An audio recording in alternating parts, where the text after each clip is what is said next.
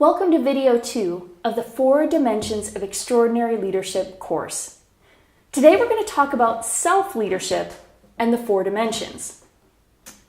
It's just a busy season. I promise I'll be home more when I finish this project. I apologized to my husband as I raced out the door for an early morning meeting that was going to be followed by a full day and a late night event. And when I snuck into bed later that evening, hoping I wouldn't wake him, he sighed and he quietly said, "It's not just a season, Jen, it's you. There's always another project. There's always more you need to do. It doesn't matter what the job is or who your boss is. You always run yourself ragged. You have to make choices that will sustain you." And as I'm sure you can imagine, I didn't really receive his comments well. And it wasn't just that I was tired and irritable. It was because he was right, and I knew it, but I didn't want to admit it. I wanted to believe that I was the victim of my circumstances. But the truth was that I needed to make some wiser choices and create some healthy boundaries that would enable me to lead better for the long haul. See, I was touting health and balance to my team, but making excuses for why those same principles didn't really apply to me. And that discussion and many others like it have caused me to learn what I believe is one of the most important lessons in leadership.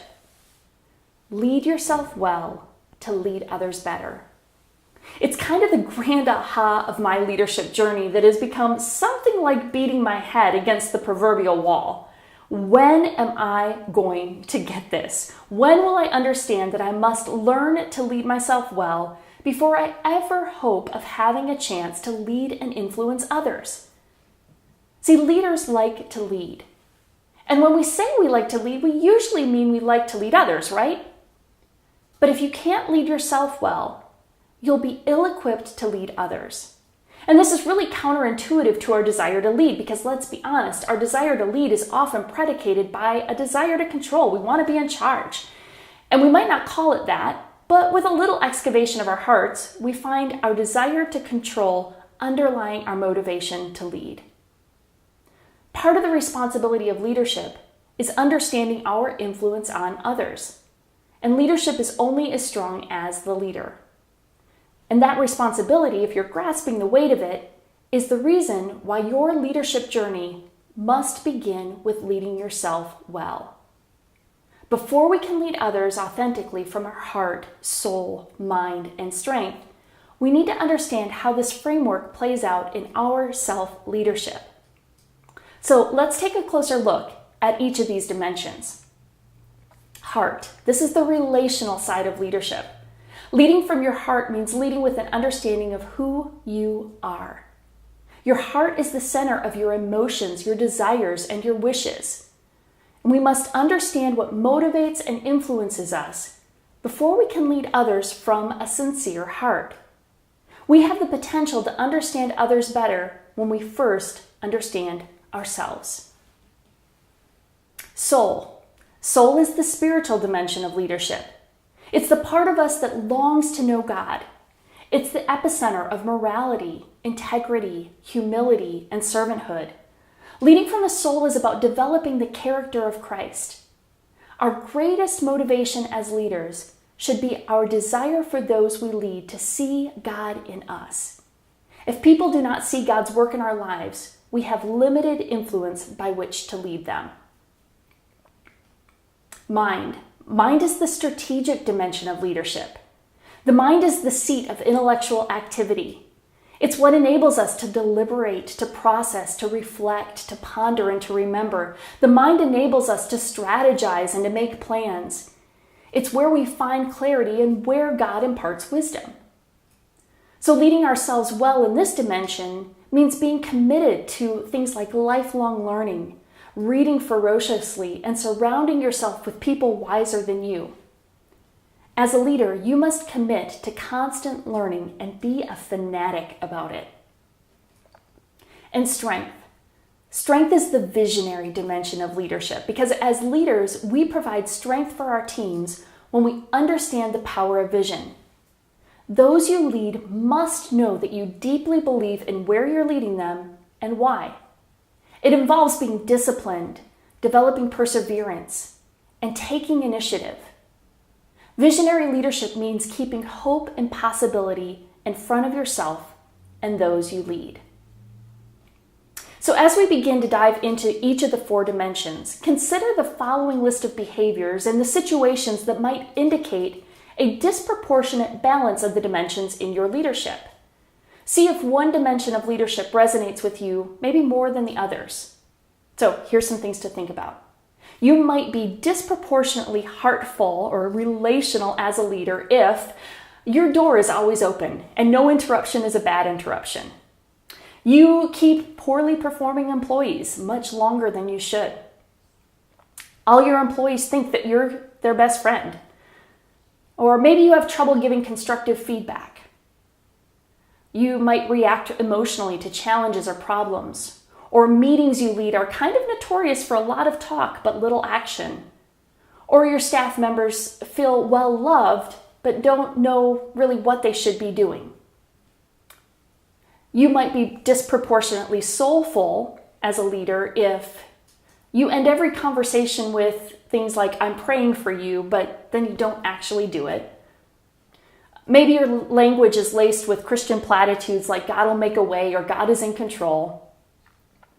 Your spiritual practices feel routine rather than genuine. And you are known for speaking boldly about your faith, yet are equally known for being insensitive and uncaring. In other words, you talk the talk, but you don't walk the walk. You might be disproportionately mindful as a leader if you're kind of all business all the time. Maybe your schedule is packed from morning to night. It is full.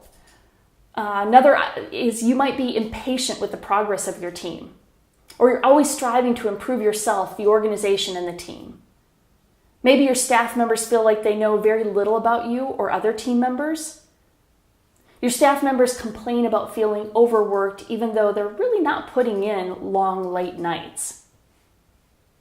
And then you might be disproportionately strengthful as a leader if you have more ideas than you have time to implement them. Maybe others roll their eyes when you have a new idea because you kind of have a new idea all the time. Your team members feel like you kind of leave them in the dust, and while they're dealing with the reality of implementing your last idea, you're off dreaming up new possibilities, and they don't really trust that you understand what it takes to make the ideas come to fruition. You maybe are more respected outside your organization than inside your organization. See, none of us are naturally great at all of the dimensions. Leading with our whole selves is a process that we must commit to if we're serious about being extraordinary leaders. When you grow as a leader, your organization will grow and the people you lead will grow. See, self-leadership is the hard work behind the scenes that prepares you for great leadership. Understanding who you are, cultivating your character, and committing to lifelong learning and developing discipline provide the framework for fostering the leadership of self. And the great irony of self-leadership is that as we grow more effective at leading ourselves, we become more selfless. Healthy self-leadership provides the perspective from which we become more other-centric rather than self-centered. And by tackling some of the challenges that tend to derail or distract us, we become better equipped to lead from our whole heart, soul, mind, and strength.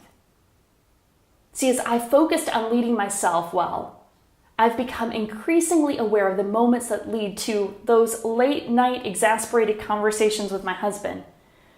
I'm a bit more in tune to when my emotions are impacting my actions or when my ambition is at odds with the character of Christ being formed in me.